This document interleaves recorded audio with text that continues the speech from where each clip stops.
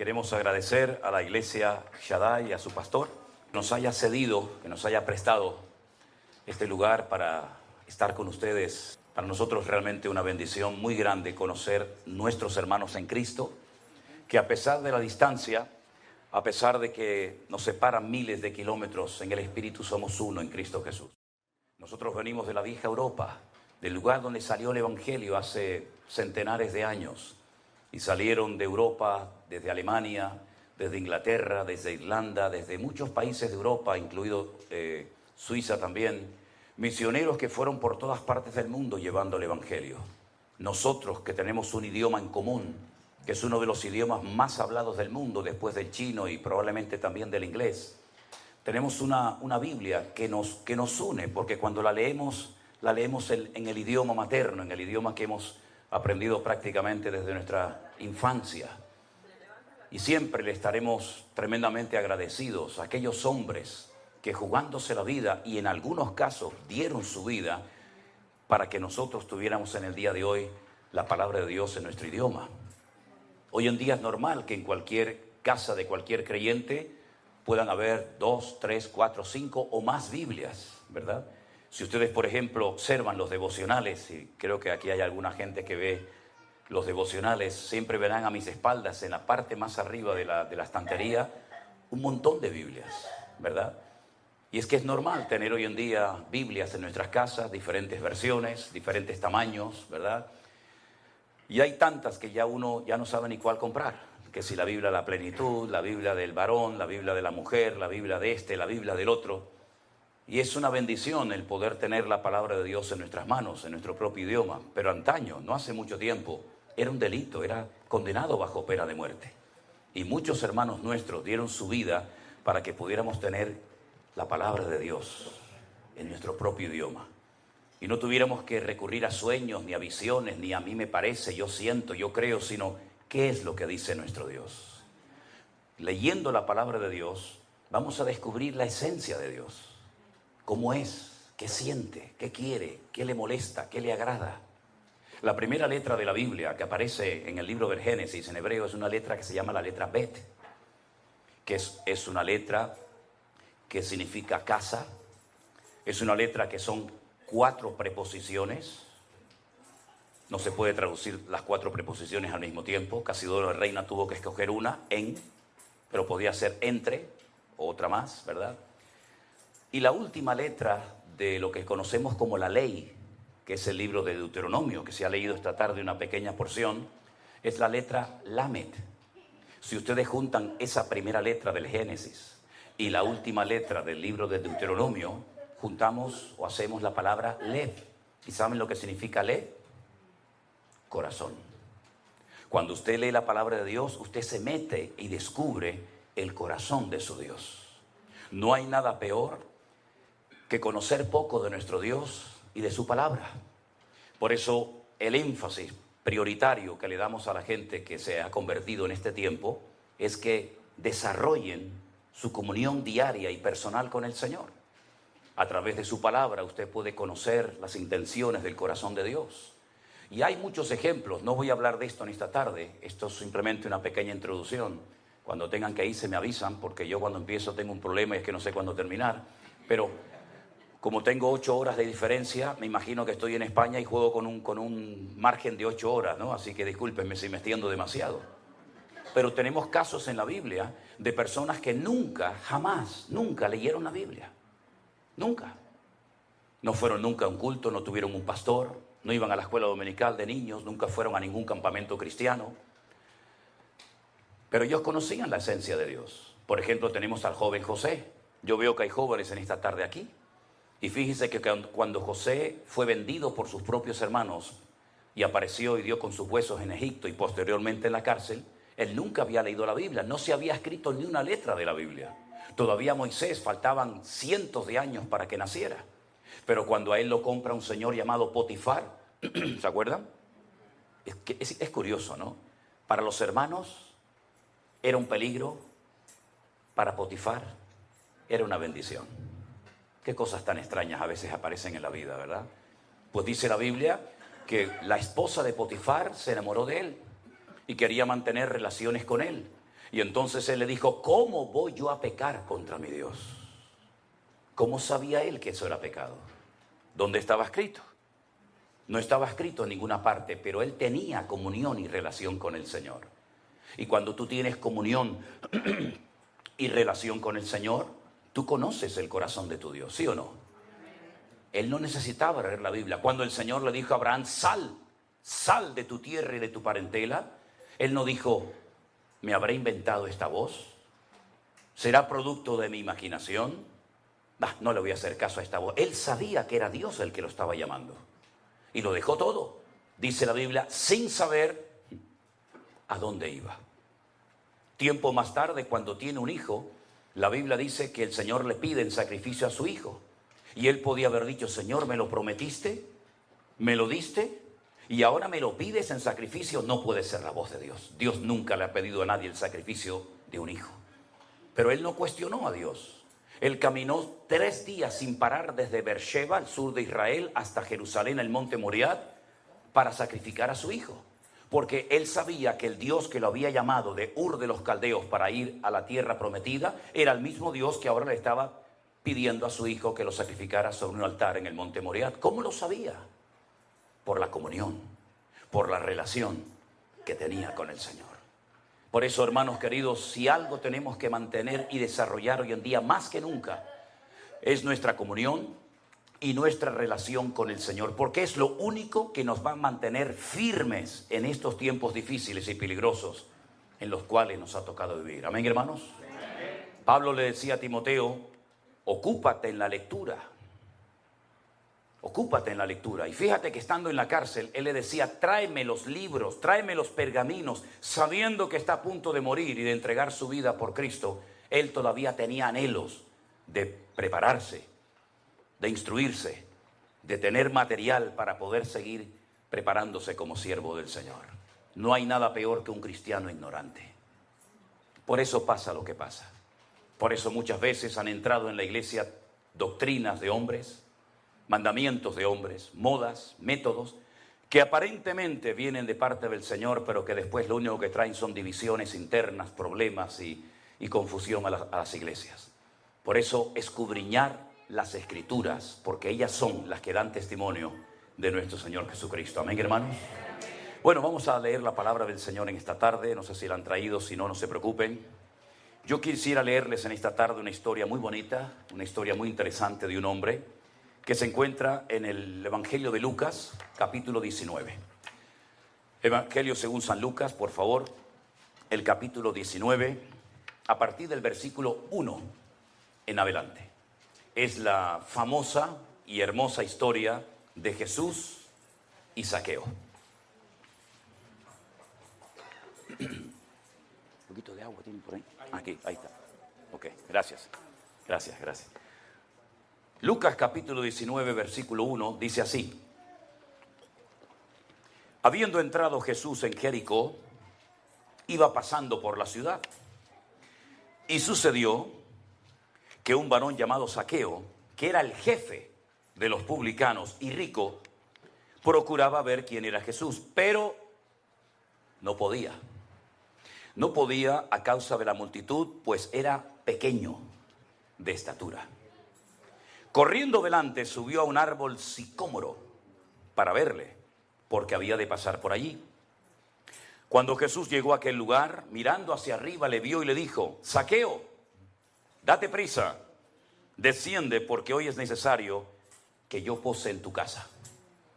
Entonces él descendió a prisa y le recibió gozoso. Al ver esto, todos murmuraban diciendo que había entrado a posar con un hombre pecador. Entonces Zaqueo, puesto en pie, le dijo al Señor, Señor, la mitad de mis bienes se la voy a dar a los pobres. Y si en algo he defraudado a algunos, se lo devuelvo cuadruplicado. Versículo 9. Jesús le dijo, hoy ha venido la salvación a esta casa, por cuanto él también es hijo de Abraham. Y terminamos con el versículo 10 que dice, porque el Hijo del Hombre vino a buscar y a salvar lo que se había perdido. ¿Cuántos dicen amén? Amén. Gloria a Dios. Cuando el pueblo de Israel sale de la esclavitud en Egipto, después de casi 400 y pico de años de esclavitud allí, y lograron salir a través de Moisés, como bien saben ustedes, en la noche que celebraron por primera vez la fiesta de Pesaj o de la Pascua, estuvieron a punto de llegar a la tierra prometida y tomar posesión de aquel país virgen que era para ellos. Pero dice que por desobediencia y por incredulidad no pudieron entrar a tomar posesión de la tierra. Se quejaron, ¿se acuerdan? Lloraron amargamente en sus tiendas. Moisés había mandado un hombre de cada tribu, en total 12. La palabra que aparece ahí no es la palabra espías, sino la palabra exploradores. Vayan y gócense y disfruten del país tan lindo y tan hermoso que el Señor nos ha entregado. Están 40 días reconociendo el país. Cuando regresan, la Biblia dice que la gente estaba con la expectativa, con la ilusión de recibir aquel informe. Desanimaron al pueblo. Le dijeron, la tierra traga a sus moradores. La gente es enorme, son como gigantes. Nosotros parecíamos como pequeñas langostas en comparación con ellos. No vamos a poder conquistar el país. Solamente 2, ¿verdad? Como bien saben ustedes la historia, Josué y Caleb, los mandaron a callar y dijeron, ¿qué están diciendo? Es verdad que hay gigantes, es verdad que las ciudades están fuertemente protegidas por murallas, pero nuestro Dios está con nosotros y Él nos va a entregar la tierra. Así que no tengamos miedo, vamos a subir y los vamos a comer como si fueran pan. Lamentablemente no les hicieron caso. El Señor les dijo, 40 días habéis estado recorriendo la tierra a día por año. 40 años dando vueltas en el desierto hasta que toda esta generación de incrédulos desaparezca y Dios levante una nueva y fresca generación sin vuestros temores, vuestros traumas, vuestros complejos, y que se atrevan a tomar posesión de la tierra que fluye leche y miel, la tierra de Canaán. Pasaron 40 años, murieron miles de hombres en el desierto y después vuelven otra vez a la frontera de la tierra prometida. Ahí la tienen enfrente y entonces Josué toma una decisión. En esta ocasión no manda exploradores. En esta ocasión manda 2 espías. 2 espías que tienen que pasar desapercibidos. 2 espías que no van a cara descubierta para que todo el mundo los conozca y los vea. Tienen que pasar desapercibidos para que traigan un informe a Josué de cómo es la ciudad de Jericó. Si ustedes han ido a Israel, los que han ido conmigo lo saben perfectamente. Tenemos el río Jordán como frontera natural que divide lo que hoy en día se llama Jordania, antaño Moab, de Israel. Y nada más cruzar ese río, que en ese lugar del país es muy estrecho, inmediatamente enfrente te encuentras la enorme y gigantesca ciudad de las palmeras o la ciudad de Jericó. En aquellos tiempos, hoy en día no, en aquellos tiempos la ciudad tenía una doble muralla, eran como especie de círculos concéntricos, ¿verdad? Una muralla enorme por fuera y más adentro otro círculo. Cuando los 2 espías llegan a la casa de una tal Rahab, ¿se acuerdan? Rahab la ramera, les da hospedaje y ella les dice, hemos oído lo que vuestro Dios ha hecho por vosotros, sabemos perfectamente que la ciudad va a caer en vuestras manos. Hemos oído cómo habéis vencido a los reyes que se levantaron contra vosotros en el desierto. Hemos oído cómo el Señor abrió las aguas del Mar Rojo y toda la gente en esta ciudad está asustada porque su corazón desfallece por causa de los hijos de Israel. Tener misericordia de mí y de mi familia cuando entréis a tomar posesión de la tierra, porque sabemos perfectamente que la ciudad va a caer tarde o temprano. Ellos le dijeron, si tú no le cuentas nada al rey, si tú no le cuentas nada a ningún hombre de que hemos estado aquí, tendremos misericordia de ti y de tu casa. Pero 2 condiciones. Primero, no salgas de la puerta de tu casa, quédate dentro. Si quieres que alguien más se salve contigo, tu padre, tu madre, tus hermanos o quien sea, que estén dentro de la casa contigo. Segundo, este cordón, esta tela, este trapo de color grana o rojo, lo vas a atar en la ventana para que cuando entremos a tomar posesión de la tierra, la gente sepa que en esa casa no tienen que entrar a herir, a matar a nadie, sino que ahí vives tú. Así fue. Todos conocemos la historia. Después de días y días de dar vueltas, la ciudad cae y las murallas de Jericó, según los arqueólogos, que les llamaron mucho la atención. No cayeron según la posición de las piedras de adentro hacia afuera, ni tampoco de afuera hacia adentro se cayeron, sino que todavía tenemos en nuestra retina las imágenes de cómo cayeron las famosas Torres Gemelas. ¿Te acuerdan? Se desmoronaron, cayeron de arriba abajo, porque no era una obra del hombre. Era una obra, una intervención divina y sobrenatural. Las piedras se desplomaron sobre sí mismas y todas las murallas cayeron, excepto la casa de Rahab la ramera, que dice el libro del Génesis que ella vivía, su casa estaba entre un muro y el otro muro, en medio ella vivía. Toda la ciudad se desmoronó, pero su casa permaneció, porque la Biblia declara y dice: caerán a tu lado 1000 y 10.000 a tu diestra, mas tú no caerás, por cuanto has puesto tu confianza en el Señor tu Dios. Eso fue lo que pasó. Aleluya. Tremendo, tremendo. Esa ciudad cayó. Fue la primera conquista importante de la tierra prometida, y de ahí en adelante fueron tomando posesión de la tierra hasta llegar hasta la frontera, hasta el norte, que le tocó en posesión a la tribu de Dan. De ahí que se diga desde Dan, ¿verdad? Desde Dan hasta Berseba, desde el norte hasta el sur.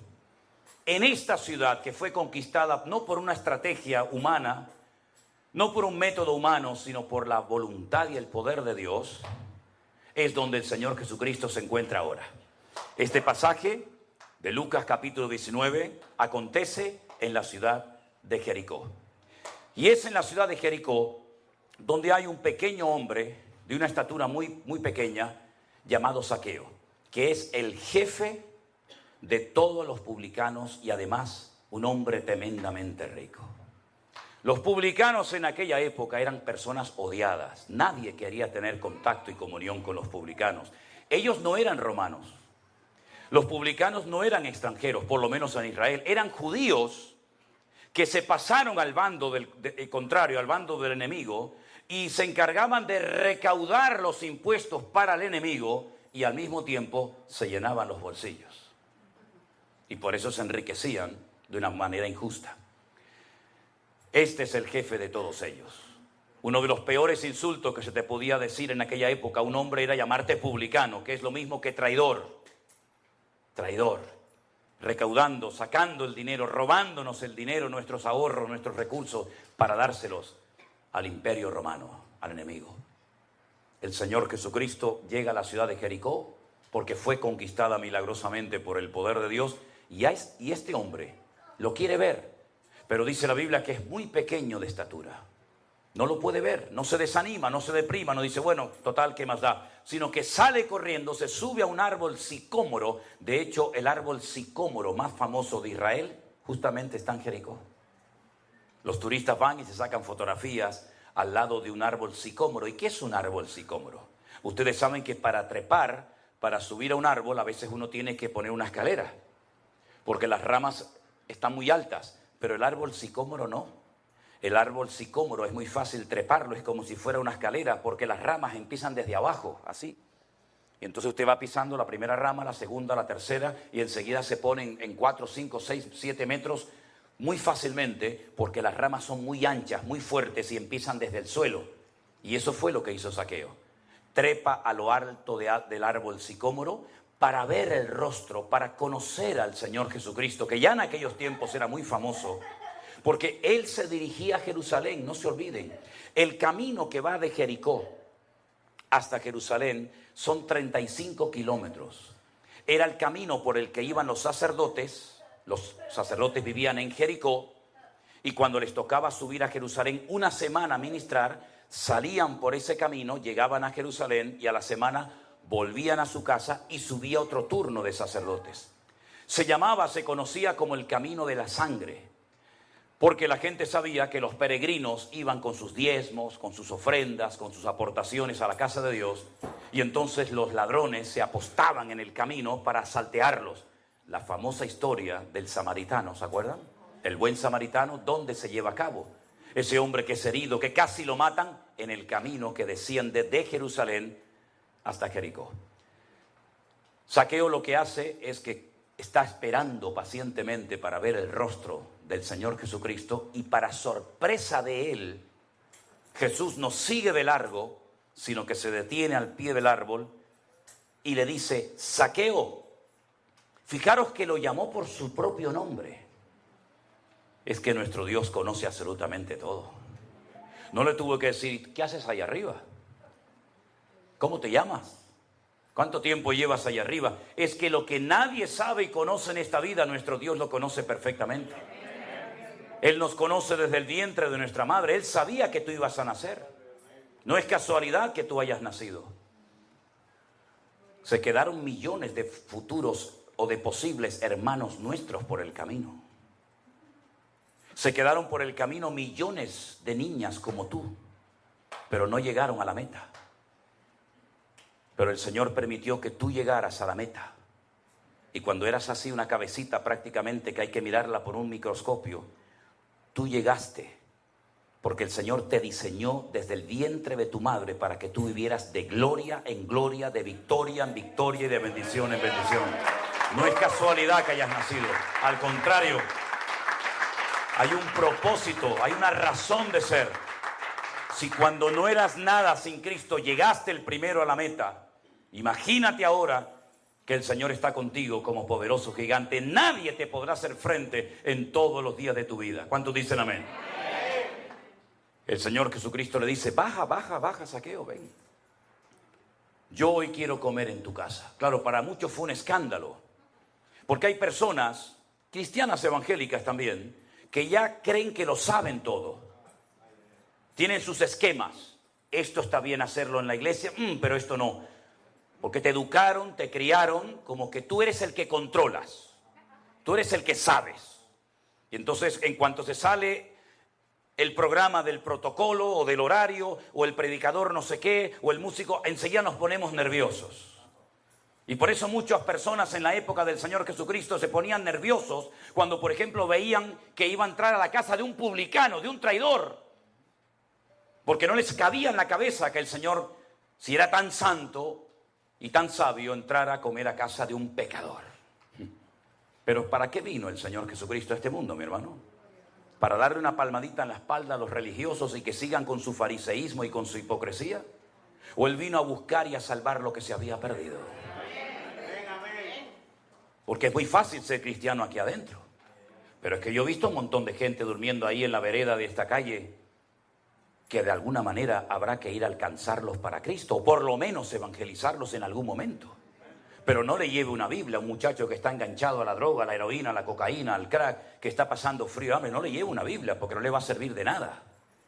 Llévele un pan, llévele un café con leche y después le regala la Biblia. Primero vaya a lo natural y luego vaya a lo espiritual. Pero si va a lo espiritual, una persona que está enganchado al mundo, que el diablo lo tiene en sus manos, la Biblia en ese momento ni siquiera la va a apreciar. Lo que va a utilizarla es arrancando la Biblia para hacerse canutos de marihuana y fumárselos, como muchas veces ha sucedido. Entonces Jesús entra en la casa de Zaqueo, el publicano, porque es la persona más representativa de la ciudad en cuanto a los pecadores se refiere.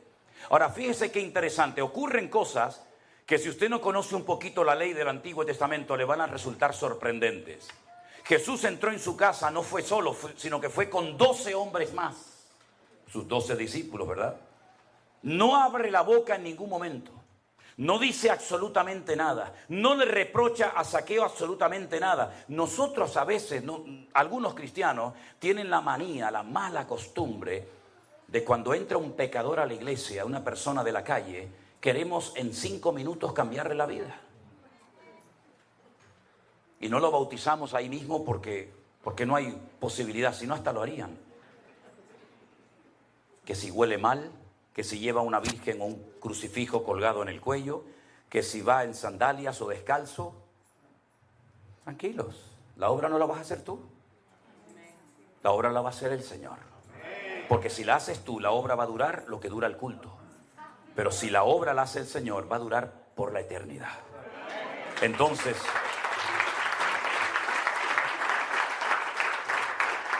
el Señor Jesucristo no abrió la boca. Podía haber dicho, Zaqueo, parece mentira. Somos judíos.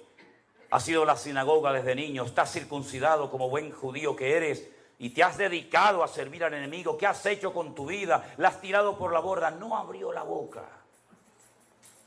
Pero la presencia del Señor cambia a la gente.